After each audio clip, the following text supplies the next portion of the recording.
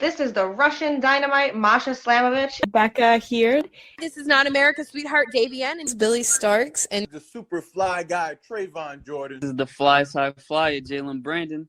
Hardcore Princess, Jules Malone. Hi there, this is the Bubblegum Princess, Alexia Nicole. This is the Brazilian Wonder Woman, Christy Jane. This is the baddest black belt, Chennai Kai. This is Kid Bandit. The smash hit Joel Bateman. This is Robin Renegade. Cody Hawk. Brutal Bob Evans. And you are listening to Wrestling with Entertainment, one of my favorite podcasts in the whole wide world.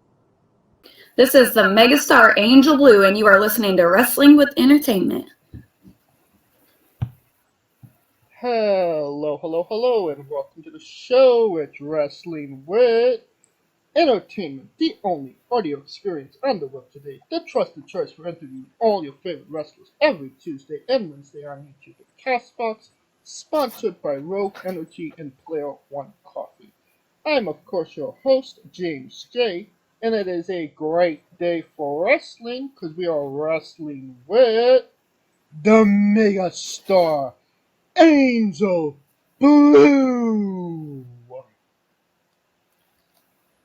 Howdy, howdy. How are you? How are you doing today? I'm good. I am great. Awesome. Excited for this interview. And I'm excited to have you on as well. Where will be the next time people will get excited to see you event-wise? So my next match is going to be, well, I actually am flying to Tennessee to do customs at Liberty Pro. Ooh. So I'll be in Tennessee all week and this weekend. And then after that, I'm going to be doing a marathon the weekend of December 10th, so I don't have any shows.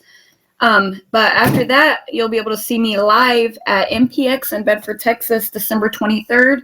It's going to be me and Erica versus Tommy Prince and Gabe Wilder. So it's going to be a title match. So me and Erica are going to take their titles from them just in time for Christmas. And then the following week, I'll also be at MPX in Bedford, Texas as well. Erica, and that will close out my year. Erica Torres, right? Yes. Somebody you have quite a bit of history with as well.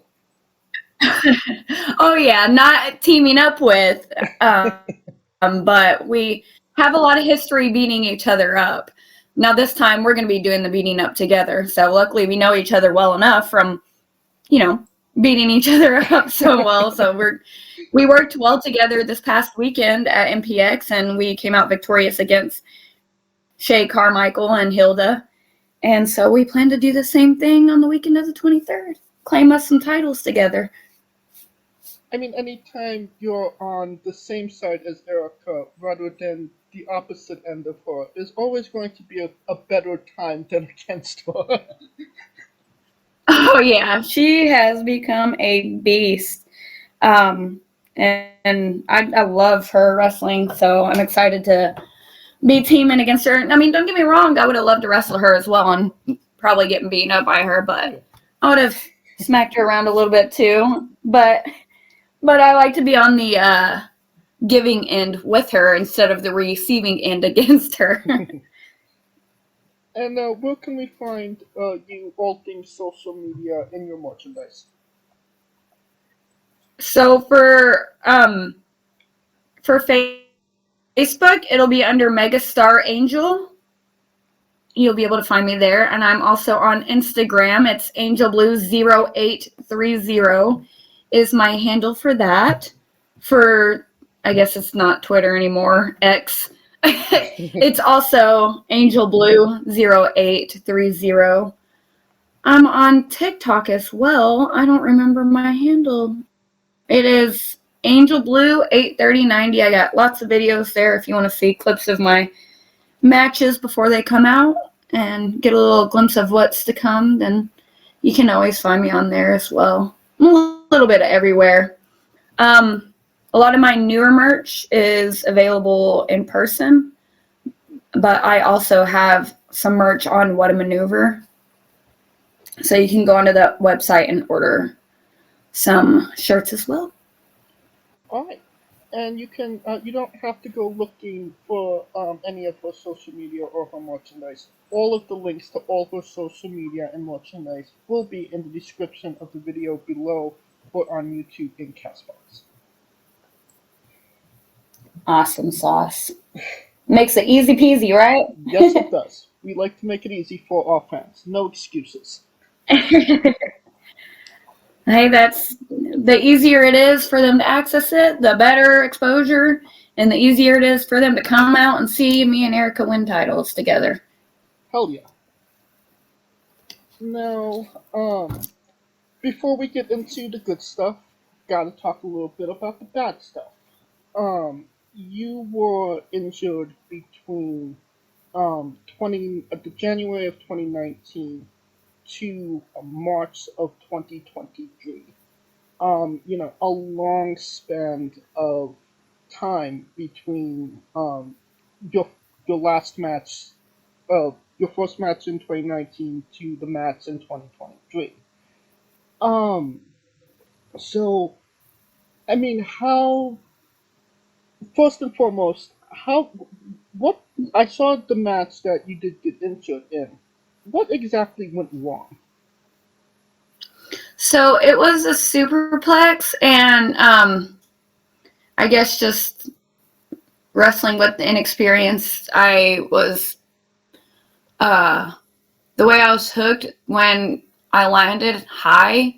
The girl's elbow went into the back of my neck and blew out my neck, and so I didn't. Okay, I was in denial. I definitely finished the rest of the match, but like I've never in my life had the air knocked out of me from landing too high. You know, when you get kicked in the ribs or something, yeah, of course it knocks the air out of you, or you get like that one super gut shot or hit in the sternum, just the wrong place, and that knocks the air out of you. But I've never had the wind knocked out of me like that before, and I couldn't breathe. And you can see in the video, I actually instantly grab my neck and I roll away.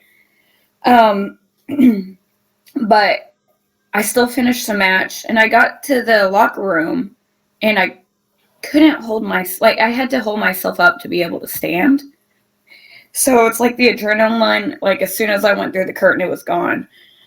But I was in denial. That happened on a Sunday. I didn't go to the hospital until Wednesday of that week. And it wasn't until I had a moment where I was getting my nails done with my daughter, and they turned my hand to do my thumb, and I thought I was going to die. I was like, okay, I'm going to take her to school tomorrow, and then I'm going to go to the hospital. And that's when everything happened. And then they told me, and then I was still in denial. I was like, no, maybe I'll get a second opinion later. I'm still going to keep my bookings.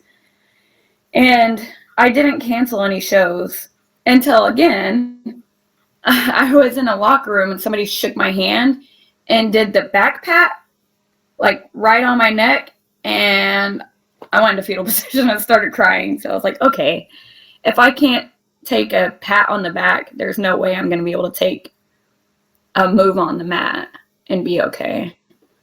So I was very much in denial. I was like, I probably just like sprained my shoulder because the nerves in my neck were pressing up against my arm, like my arm was hurting.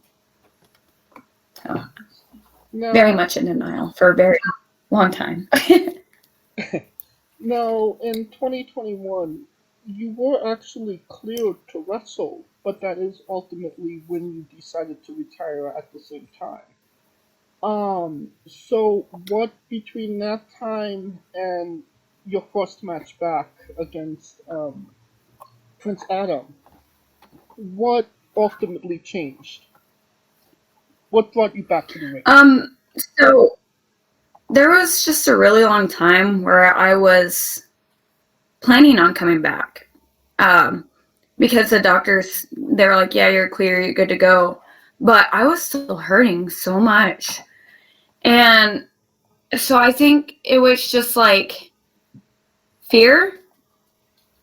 Fear kind of got to me a bit. And I was just worried about paralyzing myself or not being better. Because my my whole experience with the doctors and the hospitals and stuff was not good. I felt 1,000 times worse after my neck surgery than I did with just taking it in, like the 9 months that I had to wait for the surgery.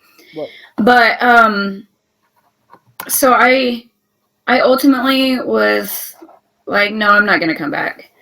I felt like I wasn't going to be able to like will myself up to take that chance again. But then Jason Silver passed away, and he was a very good friend of mine. And the second I heard they were doing a benefit show, I contacted the people running it, and I was like, put me in. I'm wrestling. There's no way I'm not doing this. And so, like, doing that for him was something that I needed to do, and that was something that gave me the, like, courage to step in the ring again. And then after that match, I was like, I can do this. You know, everything went great. I felt great. And here we are.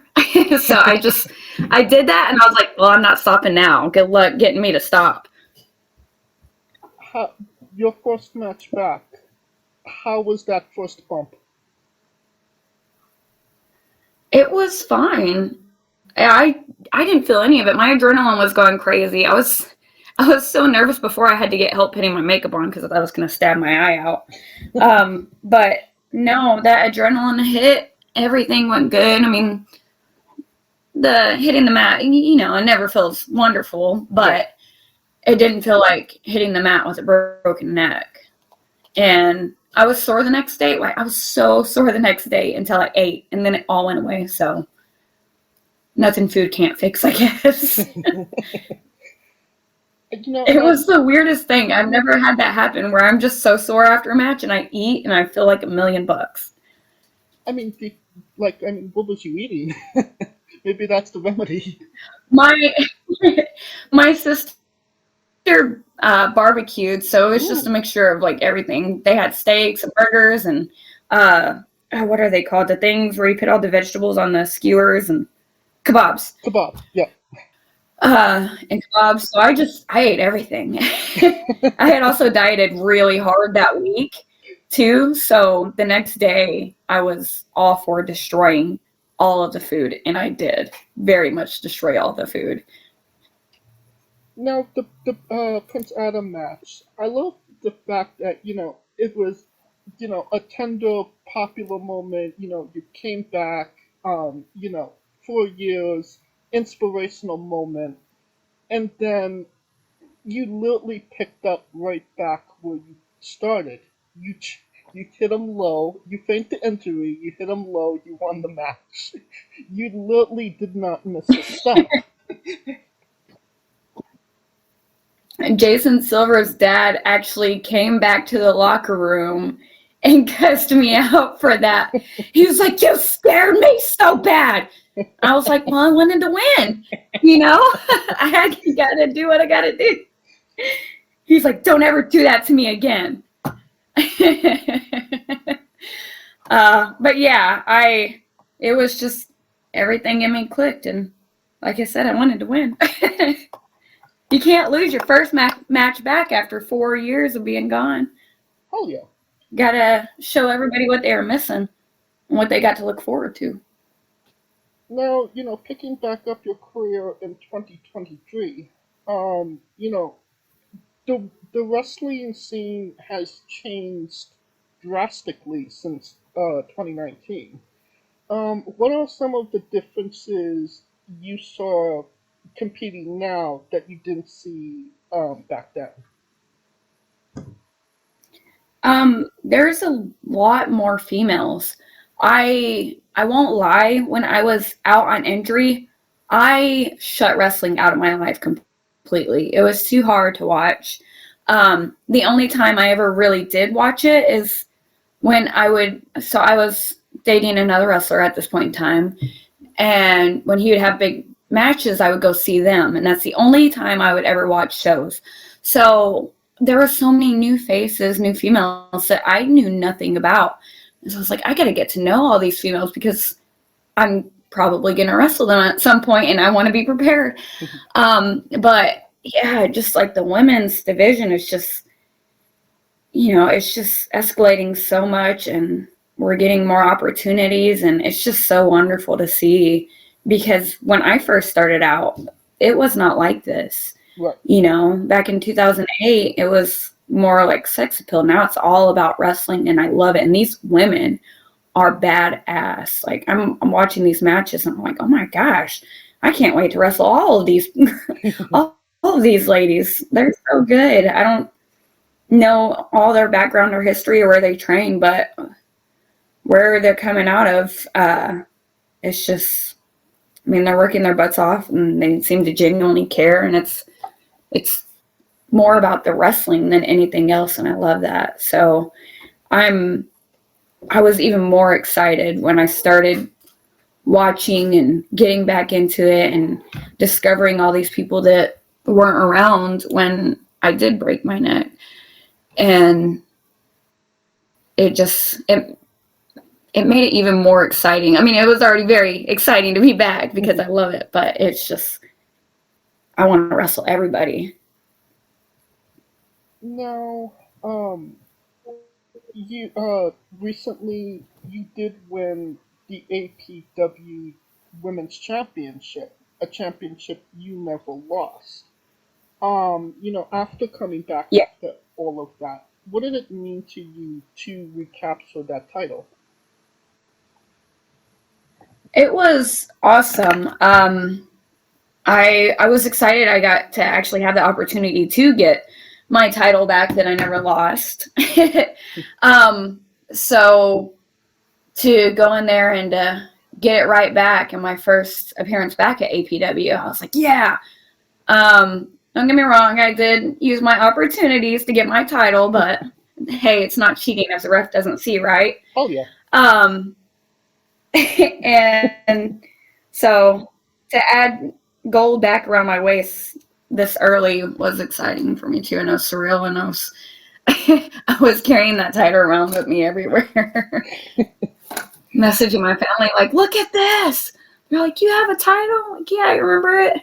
Because they were there when I won it the first time, when I became their first champion. They were there for that title win. So to just kind of circle around and get back to that moment was pretty awesome. Well, speaking of taking advantage of the referee, can you tell us about the evening gown match against Laynie Luck? Oh, that wasn't taking advantage of the referee. That was taking advantage of her. She was so new back then, and you know me. You see my work. I have my ways of fooling people, and to just go out there and be like, you know what? Forget this like stripping down stuff. Let's have a badass match. Not worry about it. Yada yada yada. Well, the rules were never technically changed. I was like, let's strip out these dresses and wrestle in our gear and have a real match, not restricted by all this. And so I just waited for her to take her gown off, and I'm like, just kidding. And so her gown was off, which gave me the win, because the whole idea of the match was to take the evening gown off of your opponent. Well, she did that for me, so. Yes. All those tricks up my sleeve. Got to teach these new girls too. But you see where she is now. She learned something. So she's out there killing it right now. And all the credit goes to Angel Blue. I want to give it all the credit. I see her videos. She works so very hard. But there was a lesson in it. Of course. She probably knows not to take her evening gown off. If somebody says, let's take our evening gowns off and have real match, she probably knows that now. These are ways, and we'll get into more of the creative ways you've won matches in a bit. But are these such creative ways that you only really see, not on the independent level that you see, on the main stages. Are these your ideas? Is these the promoters' ideas? Who's coming up with these fantastic ways to win matches? I mean, it's a mixture. Evening gown was definitely my idea. When I beat Leva Bates in Austin by locking her in the trunk, that was my idea. I was like, it's Texas and it's hot. There's no way the referee's gonna let me like murder her. So, I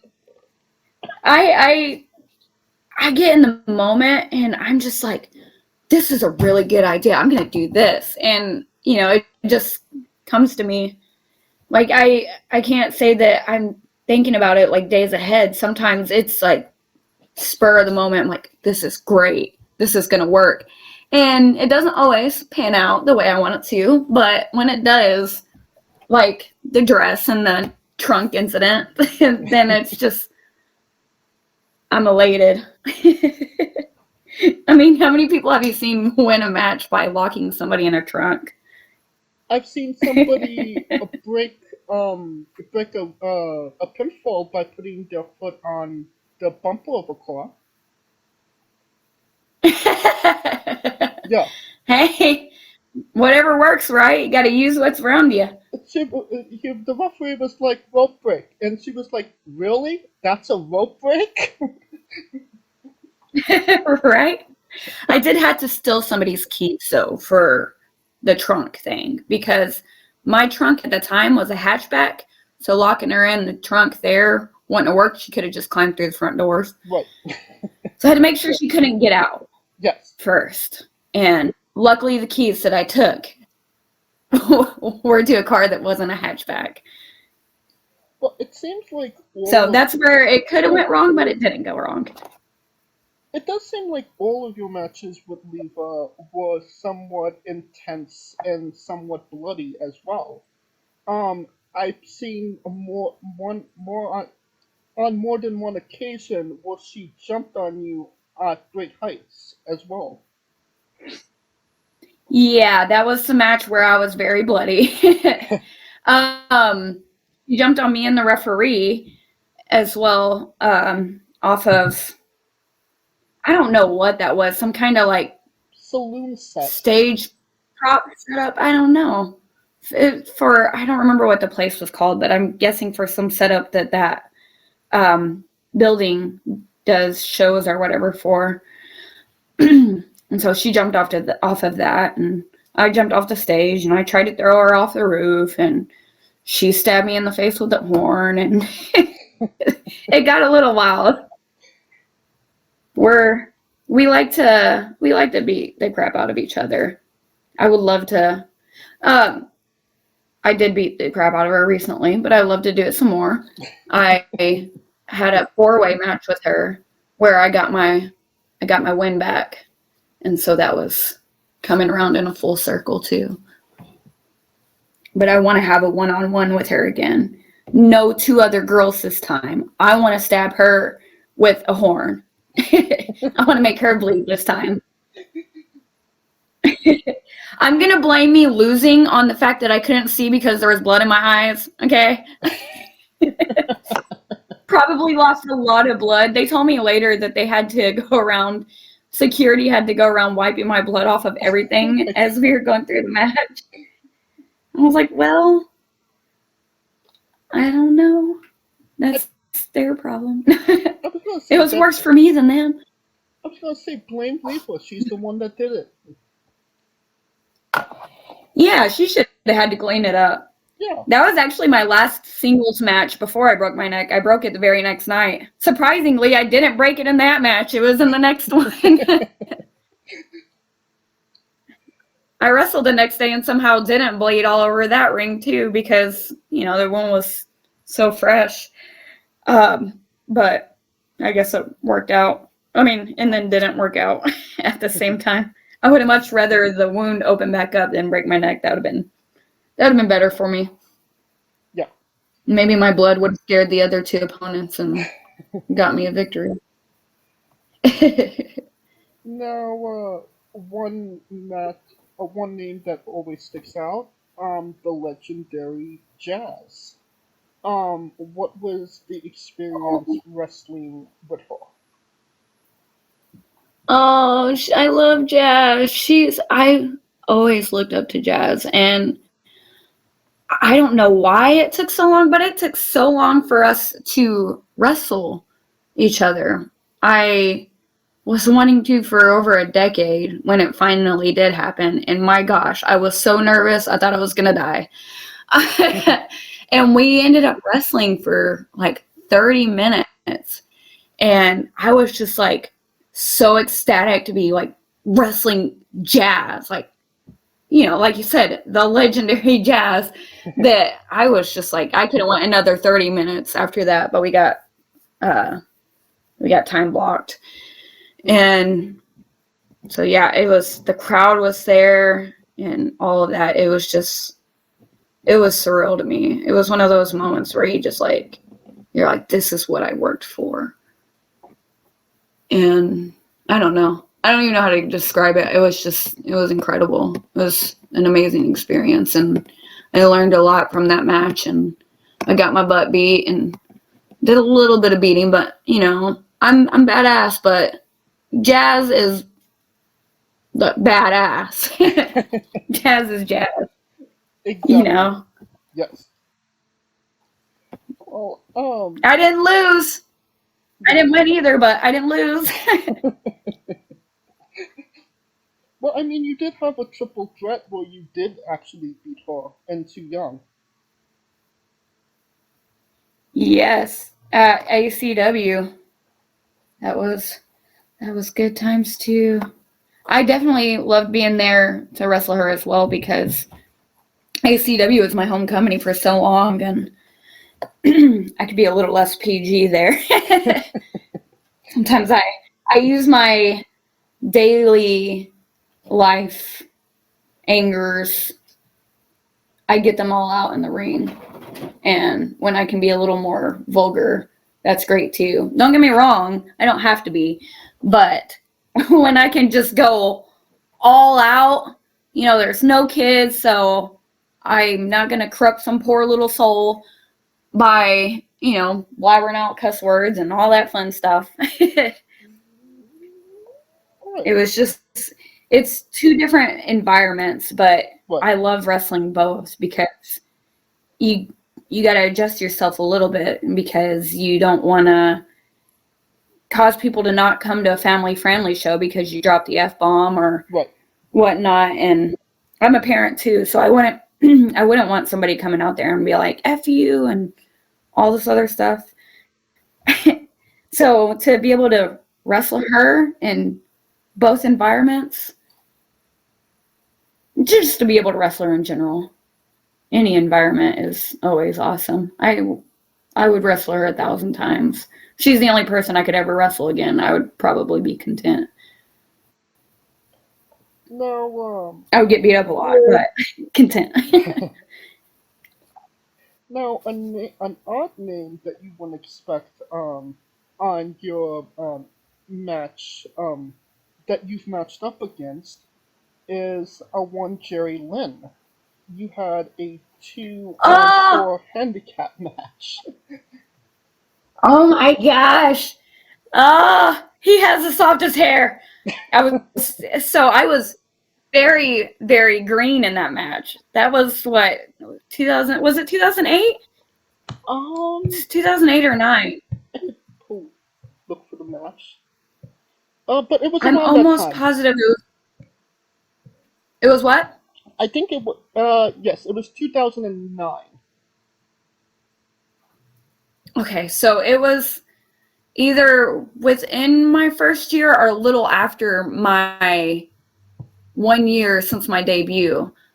And so that was one of the first names I'd ever wrestled. And he's just so good too. He's so talented. And his hair was so soft. So I was very excited to get killed by him. I know I didn't win that match. I'm pretty sure I got speared into like a whole different universe. and I took his pile driver and to a whole nother universe. So I just traveled all the universes in that match when I died. Yeah, man, I haven't heard that name in so long. I wish I could have wrestled him more. That would have been great. But yeah, when they told me that I was wrestling him, I was like, wait, really? It was what, me and Smurf Nation versus him and Scott Summers? Yes, Team Smurf. Barry Breeze, Team Smurf. Smurf, and Bravo. Oh, the good old days. That was something. We were quite the mix of people. I was just such an oddball in that group. But it was fun. It was fun to get beat up by somebody as awesome as Jerry Lynn. It would have been better if I won, of course. But yeah, man. Oh, that takes me back. Now, we talked about, you having to relinquish the APW championship and obviously ultimately gaining it back. You were, and still currently are, the WBW Women's Champion and has been for over 3,600 days. Oh my gosh. Yes. Man, yeah, but I haven't defended it in so long either. When I'm champion, I like to defend it actively, but if there's no shows, then I can't exactly do that. So I feel like the title might die with me. Man, that was so long ago. I think I won it against Paige Turner. I remember the show briefly. I know it was dark in that arena. But yeah, I think that title's gonna die with me. Forever champion. We're just gonna be right. Yes. We're gonna be together forever, broken neck or not. It's living with me. It'll die with me. Man, I forgot about that. It's sad to say, I know, but it's been 3,000 something days. Over 3,600 days. Yes. Oh wow, that is crazy. Eat your I've held the title for over 3,000. Huh? Eat your heart out, Roman Reigns. Right. Got nothing on my 3,600 something day of old title defense. Oh yeah. I'm gonna need me a nice shiny belt, and I'll defend it and keep it forever. I'm keeping all of my titles forever. Now, another interesting thing researching you is that you worked in a six-sided ring. Could you tell us about, your advantages and disadvantages of working a six-sided ring? I think the disadvantages are that I'm so used to regular rings, four-sided rings. Right. So the layout is different. There's not as much familiarity. There we go. That was a struggle to get out. But it's also just another experience to learn. You get all these kind of different obstacles coming at you with different opponents anyways. So why not with the ring too? The advantage of it, there's more turnbuckles to slam your opponent's face in. Yeah, it's a roller coaster. There's good to it and there's bad to it. I definitely prefer the four sides, but I'll work in any kind of ring as long as I get to wrestle, then I'm happy. I don't care if there's 20 sides to it. I'm not sure how that would happen, but it'd be a really big ring. But I would make it work. I would adjust to it. And I think it's just the ability to be able to change with your environment. And with enough experience, it gets easier to just adjust. Okay. So, like I said, you just got to take advantage of the fact that there's more places to slam your opponent's face into. Now, a name that you wrestled that always pops my eyes when I see the name is a one Jules Malone. Obviously Canadian independent legend. Can you tell us about your experience wrestling Jules Malone? Jules Malone? Yes. Is that her ring name? Yeah. Or her... Does she go by something else? Maybe at the time, but it said Jules Malone when I saw the name. It sounds so familiar. Where was it at? I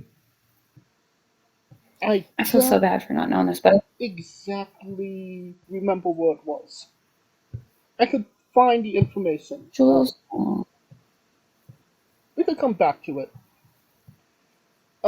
Yeah, I think there was a name change, maybe. That's not it, for sure. It's fine. Where did she work? She's primarily a like- Canadian wrestler. Okay. I do like comedy matches. It's more chances to have extra fun and be cheesy.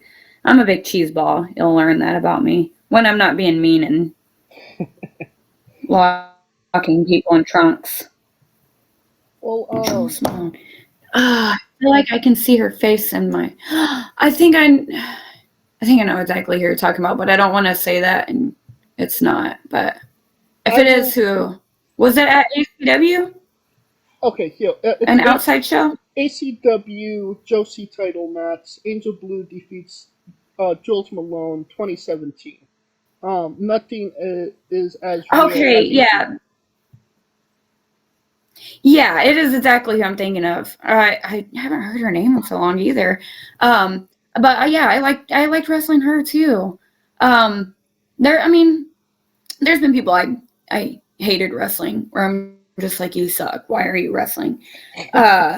But she definitely wasn't one of them. And I remember talking to her and we wanted to work more, but we just didn't really get the opportunity to. I know she came back to ACW a few times, but I don't think we had any other matches outside of that. I know I won that match. Yeah. And I did feel good about it, and I did like that match. I did like working her. It just took me a minute to process. It's probably all the concussions I've had over the years. Including this year, I had a steel chair dropped on my head. Ouch. Yeah. It was one of those like freak accidents things. I was like laying on the outside of the ring, and there was another girl climbing up the turnbuckle, and then the other girl, because there was 4 of us, threw the chair at her, and when it bounced off of her head and fell from inside the ring over the rope, the edge of the chair landed right on my head on the floor. Ouch. So, yeah. So there was a grave drop right there. And I was like, I think I forgot I was in the match for a second. I felt that and I was like, that hurt. What was that? And I climbed under the ring. And then I was like, oh yeah, I'm wrestling. And I got back out. And but yeah, it just took me a minute to process. Sometimes it takes me a minute to process. Not exactly a match here. Some people get streamers thrown at them during, their entrance. You actually had toilet paper thrown I already at you. know where you're going. I was the only person on that whole show that got toilet papered. So, I told them, I was like, keep on toilet papering me. That just means I don't have to buy toilet paper this week. Y'all are providing with free home essentials. Toilet paper is essential, especially for females. I mean, men obviously need it too when they go number 2, but we need it every time. So, like, throw all the toilet paper you want at me. You're not going to offend me. It's going to take a lot more than that. It's just... that wasn't necessarily something... Don't get me wrong. Maybe that was something planned by the fans, but not something necessarily you expected? No, I don't know who organized it all, but everybody threw toilet paper at me. So somebody had to prepare for it because that toilet paper was coming from different angles. And so I don't think they were selling toilet paper at the show. So they would have had to bring their own toilet paper. So somebody organized this, and if I find out who, we're gonna have some words. But like I said, they're not gonna fit me. I just got free toilet paper out of it. I saved me some money. So joke's on them. They did me a favor. Well, definitely. They just didn't know it or expect it.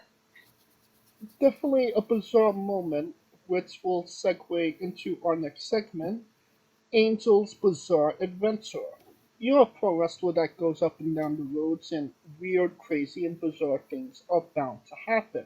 Can you tell us a road story that fits that description?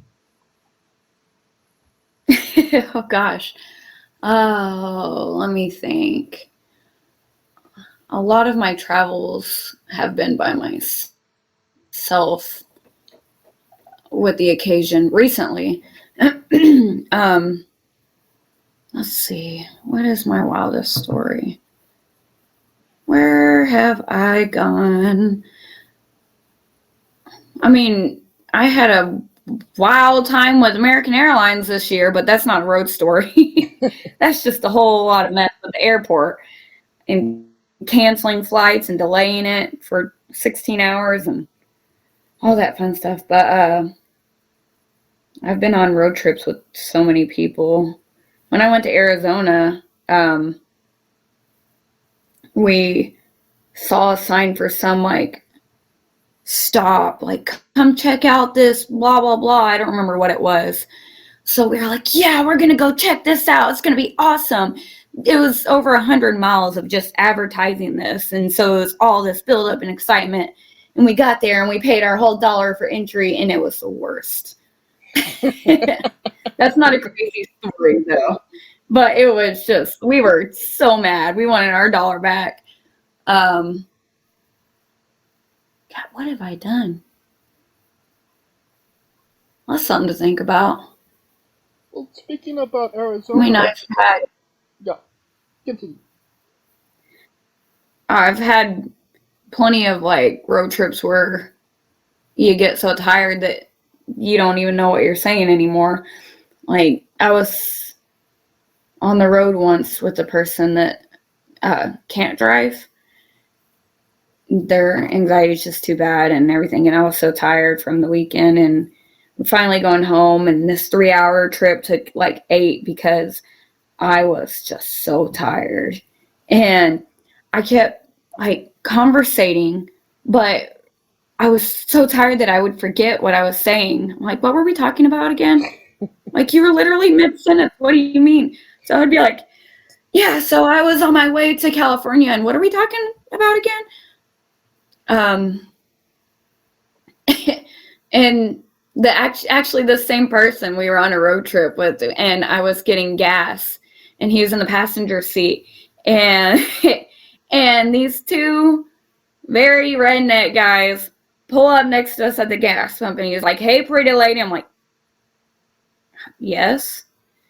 And they start chatting me up and trying to invite me to their lake house and stuff. And so my partner in crime in the passenger seat is now my husband, and we can't go to this lake house because me and my husband are going to wrestle. I emphasize the fact that we're wrestlers, and so I pay very much emphasis on the fact that I had a husband, which I do not, and that we're wrestlers and would beat the crap out of them if they tried. But it was very it felt like some very hills have eyes stuff. I think these guys wanted to take me to their cabin and eat me or something for dinner, chop me up into little pieces and blend me up and throw whatever parts they don't like in the river or in the lake at their lake house.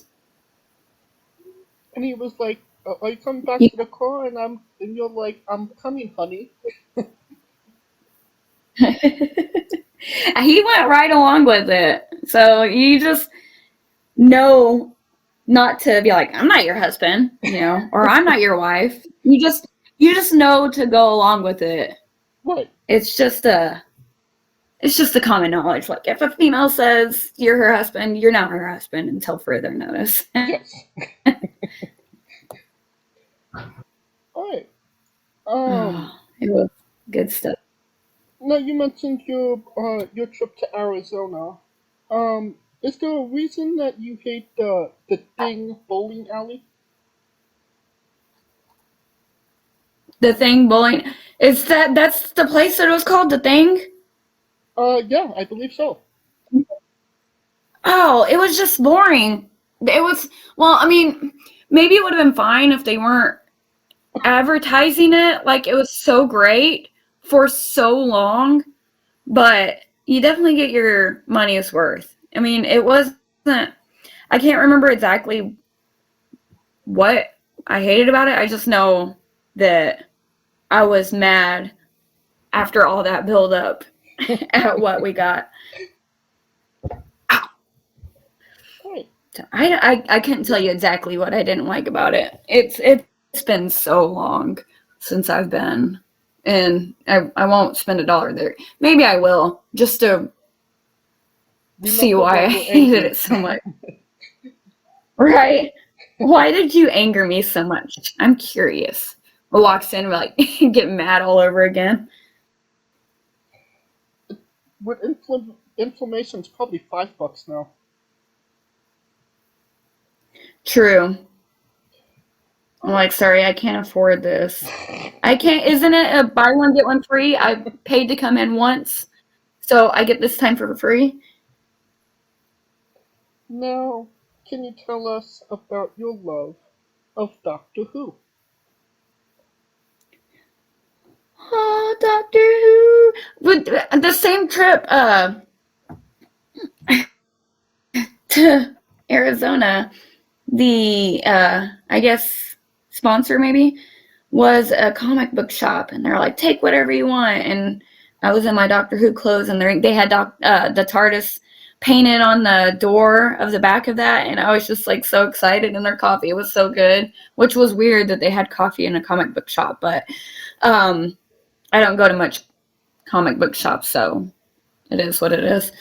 I've only seen I haven't seen the older Doctor Who episodes, and I want to, but I haven't yet. I don't watch very much TV anymore at all, but I have watched all the new episodes up until I don't know if she was the last Doctor, but the first female Doctor with the short hair. Yeah.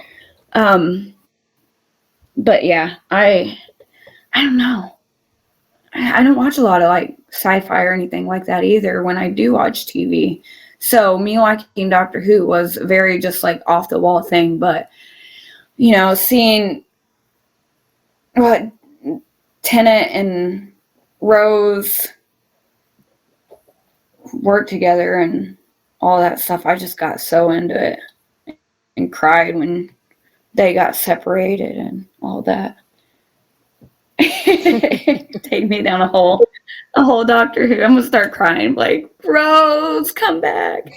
I don't know. I just really liked the episodes and the storylines and the regeneration, and there's actually a Doctor Who sock right next to me. That's funny.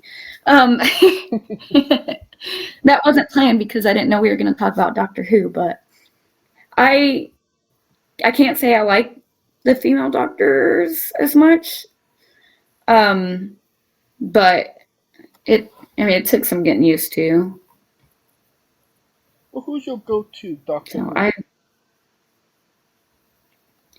David Tennant or Matt Smith? Hell yeah. Maybe Tennant. I was going to say... He's my boy. I lean a little bit more with David Tennant as well. Because... Yeah. I mean, he does so many things after Doctor Who, and he's just a really cool guy in general.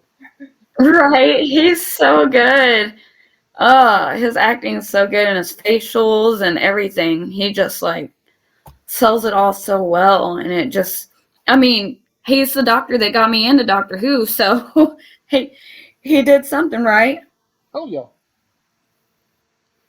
All right. So yeah, he's really good. Is there any significance to your Chinese character tattoo? My what? You have My Chinese? Yeah. You have a character, a Chinese letter on your leg, I believe. I didn't know that. Which, on my Facebook? Or on my Instagram, I mean? I think it was Instagram, yeah. I could be wrong. It could be Japanese, but it looked like a letter.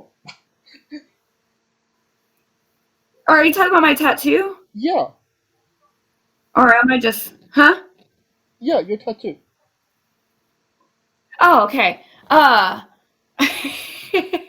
have horrible hearing sometimes. If you ever met my kid, you would know why. Probably growing up with a lot of loud music at shows too didn't help. Yeah, my tattoo that I have, it's Japanese. Okay. I actually did get it because I wanted something to resemble like Angel Blue tattooed on me, without it saying just like Angel Blue. I'm not going to get Angel Blue tattooed on me. And so it actually means hot-tempered, which is fitting for me. And it's blue and black. So the blue kind of just gets darker and fades into black. Okay. But yeah, that's the one tattoo I have specifically for wrestling and for my character, which also is real life sometimes, but I can't be as hot and tempered like I am in the ring in normal day-to-day life because it doesn't go over too well with people. But yeah, it's very much. Is there a significance to your other tattoos?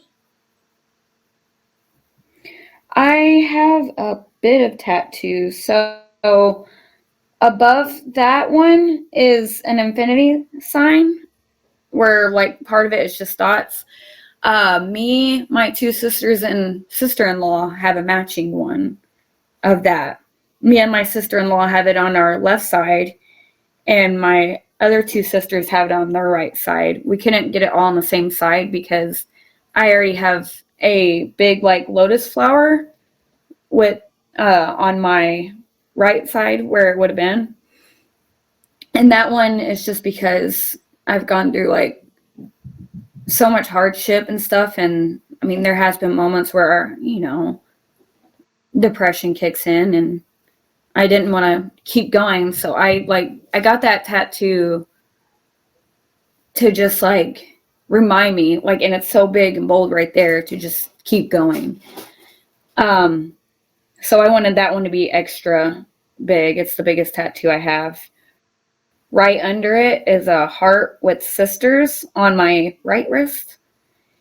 And so me and my two sisters got that one, as well as a heart on our right ring finger. It just came with the package. Next to the Japanese signal, also on my wrist, like the side of my wrist, is a cat because I'm the crazy cat lady. I love cats. On the back of my neck, I have my zodiac sign. On my stomach, it was stars, but I had a baby since then, and so it looks like somebody tried to eat those stars. On my left ankle, I have a heart with wings on it that has my daughter's name in the middle of it. So obviously that's my favorite because my kid's my favorite. And then I have a cross with 4 stars, one for each one of my siblings, a heart for my mom, and then there's a halo above it for my brother who passed away when he was a baby. Sorry for your loss. Thank you. I never got to meet him, but it would have been nice to have an older brother. Instead, I got a younger brother that I get to pick on.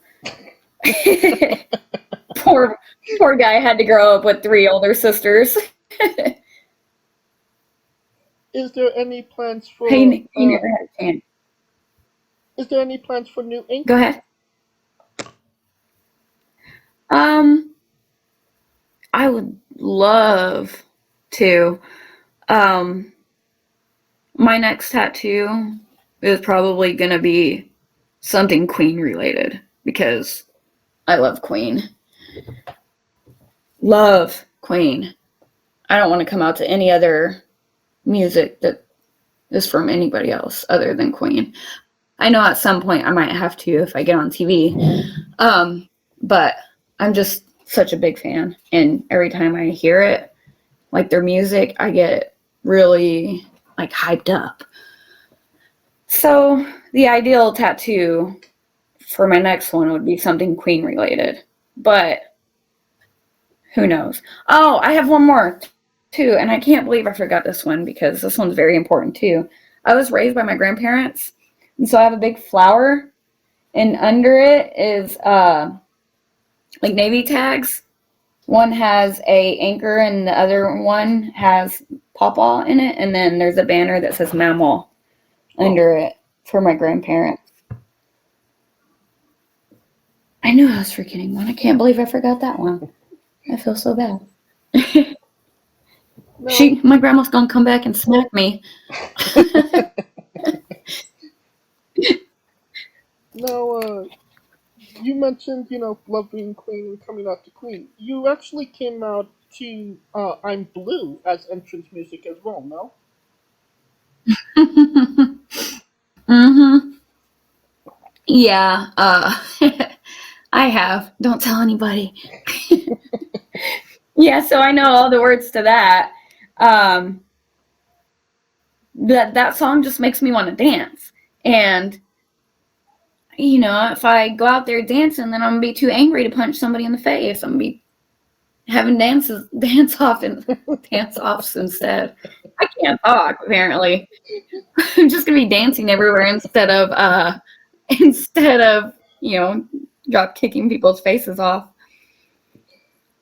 I think that It's a very hypey, jumpy, bouncy song, and I'm not a very bouncy person. I think that's a great segue into the colossal question. Let's say they're making a movie about you. Every movie has a soundtrack. What would be the first 3 songs on the Angel Blue movie soundtrack? Oh my gosh, they're all gonna be Queen related. Of course, I want it all. We Are the Champions, and what would be another one that would go good? I really like Radio Gaga. I feel like that song's underrated, but I don't know if it would fit in. Let's see. I don't think Bohemian Rhapsody would fit. That's obviously like one of their popular ones. I could say, let's see. What would be the third one for me? No, I'm just thinking throughout my whole Queen memory bank. I have like 74 songs of theirs on my iTunes playlist. I'm like, what is this called? Don't Stop Me Now. Yes. Or no. Ooh, The Show Must Go On. Yeah, that one always seems to be good, like wrestling wise. Because show must go on. Oh yeah. So either one, Don't Stop Me Now or The Show Must Go On. I Want to Break Free. All of these. It seems like we're just copying and pasting a Queen album. Right, and just put all of it. Just put all of them. I can make any of them work. I can make love of my life work that'll just be about wrestling, or Don't Stop Me Now, obviously. I want to break free from, I don't know, my neck injury. There we go. That would be for the neck injury. I'll just make all of them work under pressure. Fat bottom girls for all the squats that I do. Now that we got the sound track down, we write the script and then we go to casting. Who plays Angel? And you can't say yourself because you are obligated to make a Stanley-esque cameo.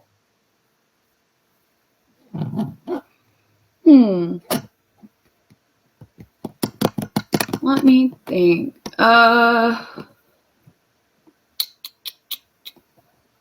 Who would play me? That's a good question. Who looks like me? I can't exactly Google who looks like Angel Blue. They're like, who's that?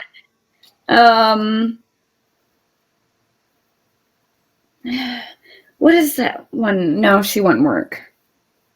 This is Rachel something. I've always liked her work, but she doesn't seem like the wrestling type. I mean, it doesn't necessarily have to be somebody that looks like you.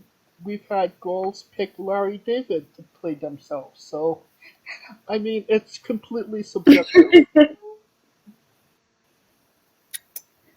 Well, they need to have some kind of, like, athletic feature to them, or be able to do the role of acting. What's that girl's name? The Hunger Games lady. Maybe her? Jennifer Lawrence. Yes. Maybe her. Yeah, that'll work. I'm just gonna go with Miley Cyrus. Bring her back. Okay. Not the Twilight girl, that's for sure. But that's who I probably would get stuck with. I'm like, come on, guys. Man, you know who would be badass to play me though? Nev Campbell, but younger version of her, because I know she's much older now, so Hey, that's it'd be hard to play younger.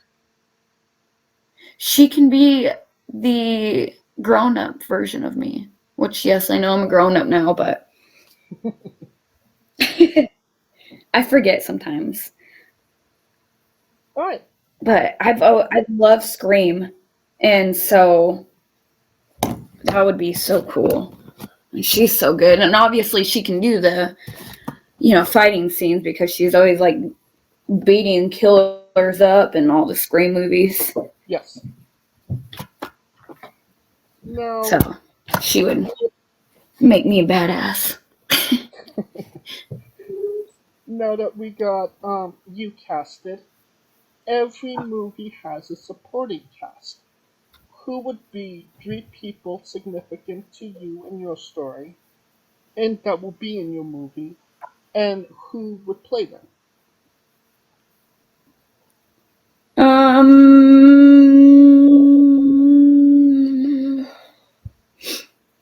I guess one of the most recent ones, because I trained with him a lot, especially coming back and during my neck injury. And plus we did all those TikTok videos. Recently, most recently would be Barrett Brown, so we'd had to find somebody short with long hair. Who would play him? My gosh, you were asking for it. Let's see. We'll just throw Johnny Depp in there. Why not? Okay. But he's got to be aged down. He's got to be in the Pirates of the Caribbean setup. Okay. Gotcha. So he's Jack Sparrow now. Okay. Barrett Brown is now Jack Sparrow. I was trained by Lance Hoyt and Wally Darkman originally. Who is a giant actor that could play Lance? A giant male actor. Jason Momoa. Huh. There we go. That would be so good. Oh, sold. And then Wally Darkman, he's short, tan, gay. I don't know why that matters. But he didn't know it when we were training. Or maybe he did and just didn't say anything about it. We'll just throw Tennant in there. He's now an American professional wrestler trainer. Just because why would I not want him in one of my movies? Oh, yeah. That'd be awesome. Apparently I'm the only female character now. There's no other females. It has to be just me. This is my movie. Well, either way, it sounds like an incredible movie.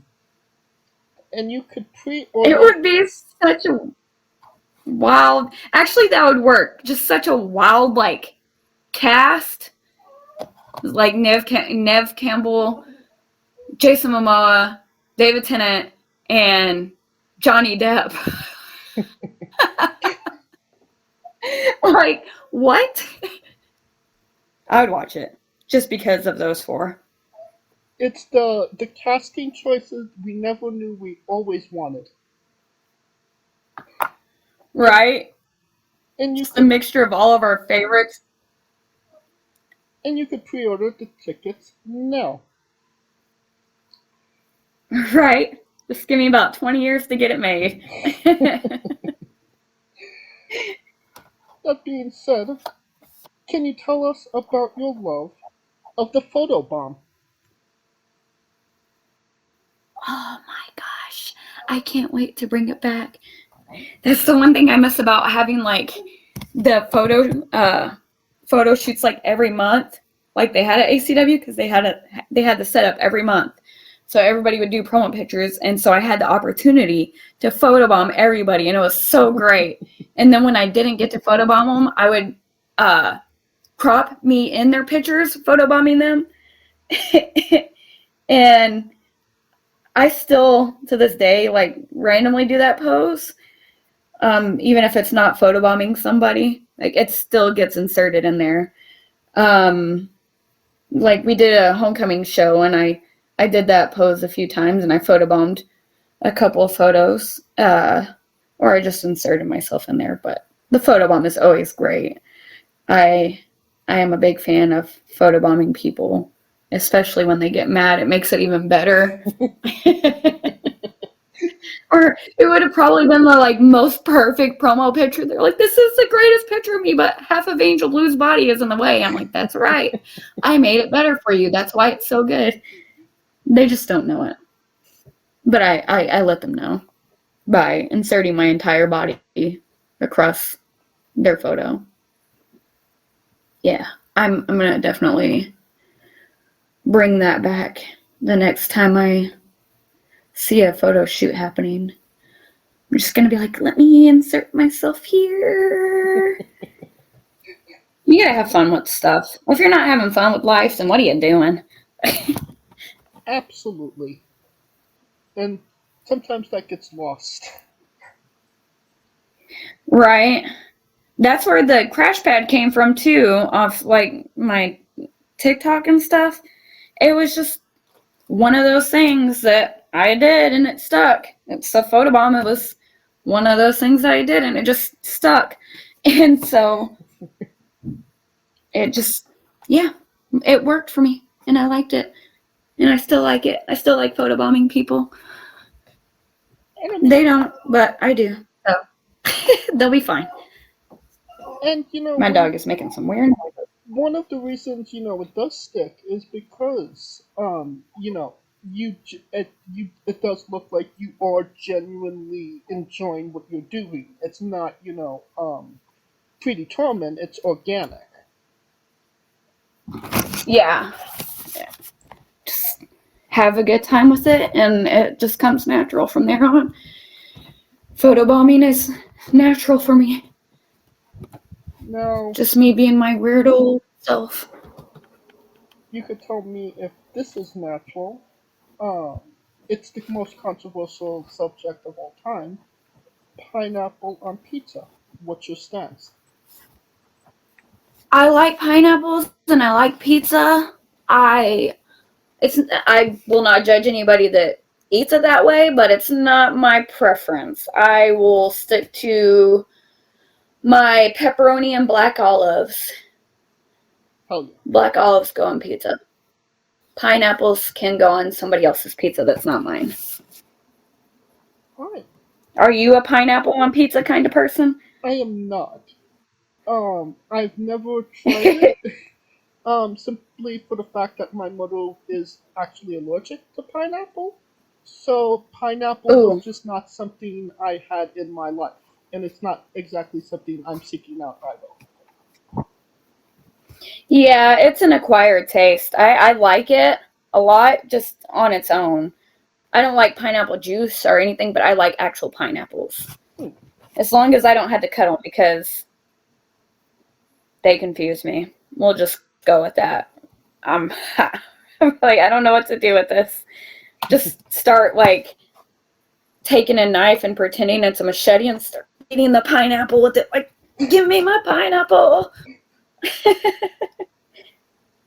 Sometimes it's best to just get it already cut. Now, one other name that I found interesting that you did actually compete against is Daphne. I believe she competed under the name Shark Girl. Can you tell us about that experience? I wrestled her as both Shark Girl and Daphne, and I believe she was the first name I worked ever, and it was months after my debut, so you can imagine how nervous I was. But by gosh, she was just the sweetest, most awesome person ever, and I loved wrestling her, and I was heartbroken to hear about her passing and all of that. It broke my heart to know that she was going through what she was going through, and yeah, it's sad to know that like I'll never see her again. Right. Because I did see her so often when I was younger. She came to a lot of ACW shows. We only worked like a few times against each other as either Daphne or Shark Girl. But, you know, whether we were working or just in the same locker room, it was always just such a pleasure and an experience. And her character was like so different than what you would see back then, you know, and it was like a breath of fresh air. She actually taught me how to do my makeup. So I learned more than just wrestling from her, and yeah, it was heartbreaking to see that. Like you said, she was the first name that you wrestled. At that time, you were actually Electro Blue, not Angel Blue.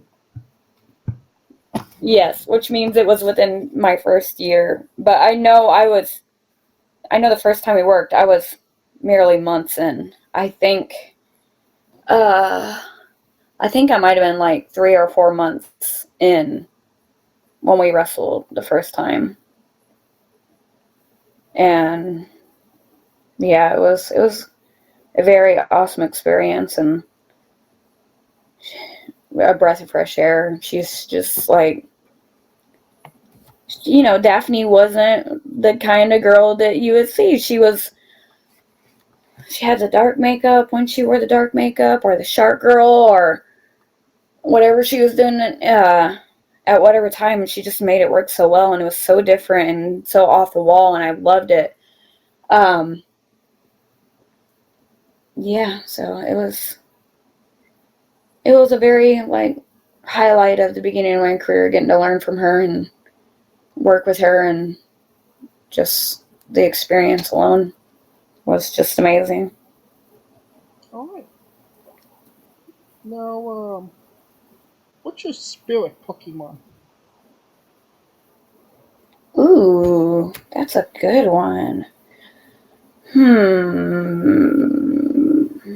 Snorlax. Uh, I'm a girl who loves her naps, but I work too much and I work out too much, and so my napping days uh, have gone away, unfortunately and fortunately, because before I turned my life around, like when I stopped drinking and everything, I was very sedentary. I like to sit on my butt and do nothing a lot. Now I'm like, I can't sit still, but I can appreciate my naps and I can just fall asleep anywhere. Unless it's bedtime, then it takes me like 6 hours. But if it's not bedtime, I can just like, I can close my eyes right now and fall asleep. Now, when it's time to go to bed, it's a whole different story. When I'm on the road, on long road trips, I can definitely nap when I'm not supposed to because I'm driving, you know. so definitely Snorlax. Now, we love the late great Tracy Smothers on the show. Do you know the acronym for the Doug? THUG. I do not. T is for terrible, H is for hell, U is for ugly, and G is for jail. Because a Doug can't spell. Uh, We love the I late was that caught me off guard. G is for Jill because a thug can't spell. Yes, we love That the is late great. We love the late great Tracy Smothers trying to keep the memory alive on the show. Now, That's so funny. That's good. the weirdest question you'll be asked on a wrestling interview, hopefully. Would you ever consider wrestling a rock? Not Dwayne Johnson, not the country, an actual physical rock. I was about to say, yeah, I'll wrestle The Rock. He would kill me, but I've wrestled Bluebonnets before, so let's go, Rock. Oh, yeah. I mean, it probably won't feel as good giving a Rock an elbow drop, but I'll make it work. I might be a little bruised. What size is this rock? Is it like a pebbled rock or like a boulder rock? It's about or a mix, like... I'd say it's about the size of a shoe. About the size of a shoe. Yeah, it's like a garden rock where you... Can I gorilla press this rock into the crowd? There might be some legal issues with that, but sure, why not? We'll just have everybody sign waivers at the door. There you go. Think ahead. Right? Gotta be prepared. You never know what's gonna happen in the matchup of the megastar Angel Blue versus Stony McStonerson Rock Lobster. That's its name now, Rock Lobster. In a 60-minute Iron Rock Woman match. Who will come out victorious? 1 hour later, somehow I lose to this rock. Well, I love that. I love how you set up all the match because the context of the question isn't that far off of what you actually described. There is a wrestler named Psycho Mike that wrestled an actual rock for over 15 minutes in a Tungsten Man match. That's an Iron Man match that lasts for 2 weeks. Well, did he lose? Yes, he did.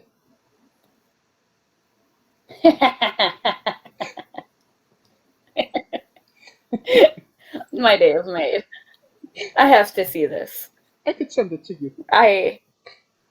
Yes, do that. I'm gonna watch it, and I'm gonna have the time of my life doing so. I'm so excited. Which, speaking of the Bluebonnets thing, I didn't pick those Bluebonnets, the fans did, so I am not liable for that law that was broken. Arrest all of the fans in the whole wide world.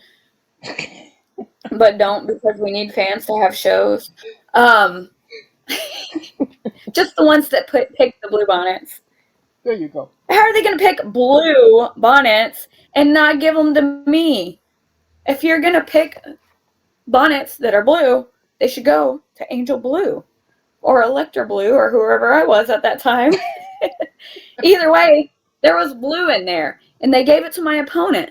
So I took my anger out on the flowers before I took it out on my opponent. Now, on a more serious note, where do you see yourself in 5 years? Probably about 300 pounds heavier with 16 cats. I'm just kidding. Well, I mean, not about the cats part. I can see myself with 16 cats in 5 years from now.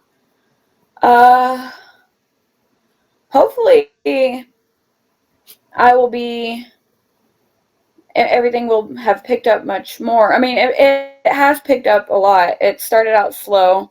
Getting back in was hard. But it started to really pick up. But hopefully I'll be living off of wrestling alone and be able to support me and my kiddo through wrestling and not have to do anything else other than focusing on, her and my fitness and all the stuff that goes into it. Be able to train more and work out more, although I probably shouldn't.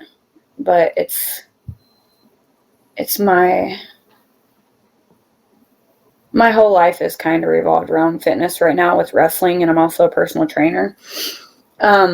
So I just want to, 5 years from now, I'd be happy if I'm just like still in great shape and still able to maintain like all my fitness and nutrition. And I still want to, even if I'm making a living, like enough to live off of through wrestling alone, I'm still going to be a personal trainer because I like to help people as well. Like I like to help people achieve their fitness goals. I think fitness is extremely important, and I know from experience how much it can change a person's life, because when I stopped drinking, I very much turned to fitness, and I think if I didn't have that outlet, that it wouldn't have stuck as well, or it would have been a lot harder on me, because I was able to work out the frustrations of not being able to drink, and like also seeing the results that come with it. It helps you feel good about yourself, and then like being able to inspire people and motivate them and push them to live a better life and a healthier life and a more fit life. Like that's great. And then of course it all ties in as well to wrestling, because I think the reason my neck was just so easy to snap is I wasn't as like super fitness craved as I am right now. I definitely could have worked on myself a lot more back then. And so now it's just like a whole, it's the same Angel Blue, but I'm a whole different person outside of that. Like I work on myself way more than I did before. So just anything fitness related. I want to be a trainer and I want to live off of wrestling. All right. And what match should people go out of their way to see that best shows off what Angel Blue is all about? The one versus Prince Adam, for sure. In my return match. Or the one, if you want to see old Angel Blue, it'd be the one against Jazz. New Angel Blue against Prince Adam, because there was just like, when you first debut, yeah, there's like, you have that fire and that spark and you're so excited and everything. But like when you go through losing something that you love so much that you think you're never going to get back and like stepping into the ring again, it was just like, I don't know how to describe it, but it was something, and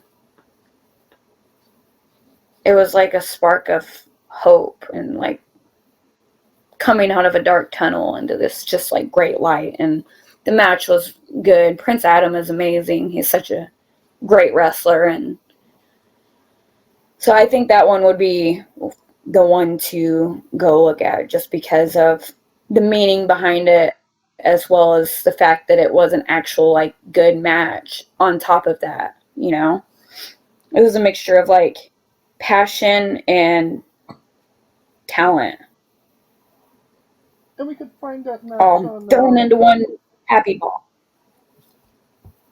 And we could find that match on YouTube, right? Yes. Okay. Yeah, it has it on the Jason Silver benefit show. Like there's the whole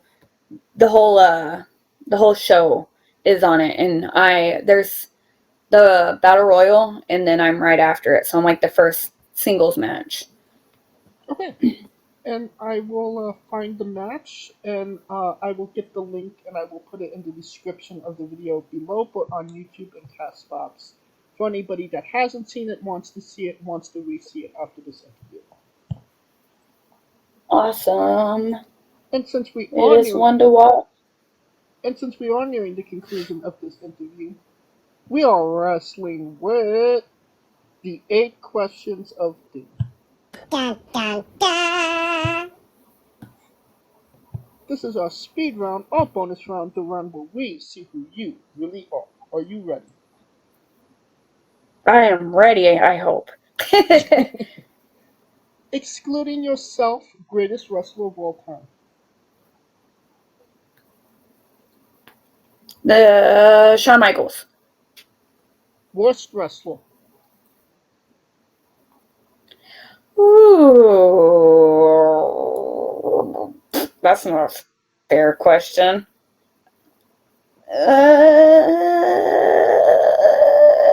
Diamond Icy. You're main eventing WrestleMania for the World Championship. Who is your opponent? Victoria. If you could come out to anyone's entrance music, past or present, who would it be?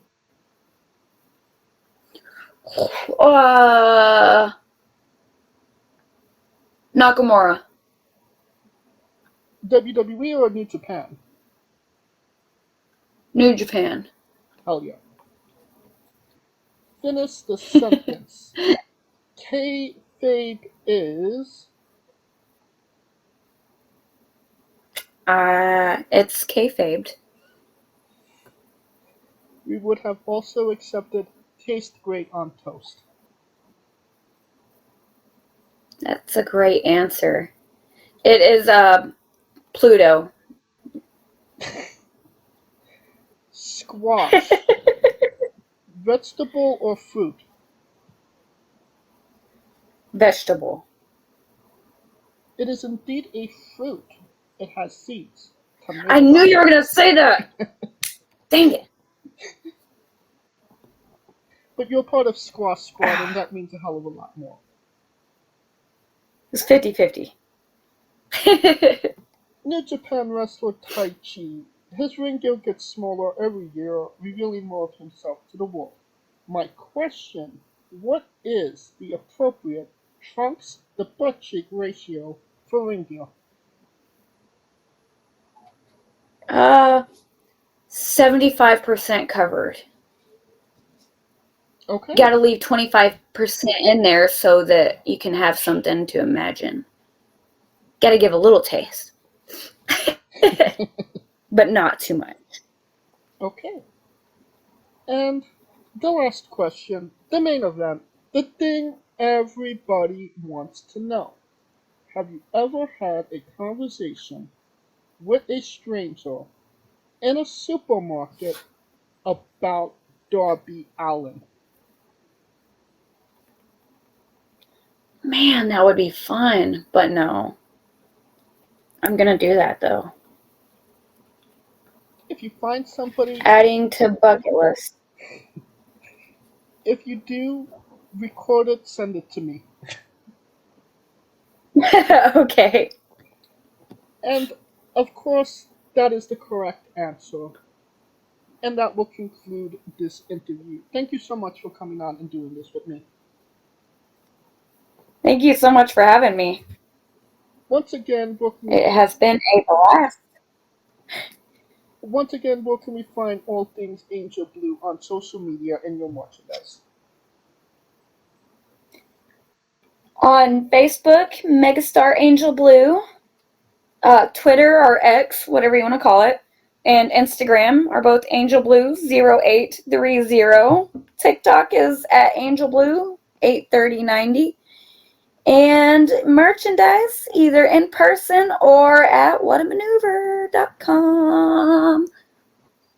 And you don't have to type it into your Google machine. All of the links to all her social media will be in the description of the video below, but on YouTube and Castbox. Simply click the link. A new tab will appear on whatever device you are on. You have no excuse. Buy a damn shirt. All the shirts. Buy all of the shirts. And then go to the supermarket in the shirt, record yourself having a conversation with a stranger about Darby Allin, and I will give you nothing for it. But it'll be exciting to watch. So you can know that we'll be excited to see this. We will both be excited for that. 100%. I'll give you a high five maybe if you wash your hands. Of course, thank you for listening. If you like what we're doing, please like, subscribe, comment, or on YouTube and Castbox. This was sponsored by Rope Energy and Player One Coffee. Join us next Tuesday and Wednesday for new incredible interviews. Follow the show at Wrestling with E, both on X, Instagram, and Dread. Follow me personally at JamesJ993. Alright, Angel, when I say wrestling with, you say entertainment, okay? Alrighty. For our special guest, Angel Blue, Calico Yacht, Scooter Dust, I'm James J, and this has been Wrestling with Entertainment. Hey folks, this is the Colossal Mike Law, and you are listening to Wrestling with Entertainment. Enjoy the show, support these guys. We appreciate it very much. We'll see you at ringside.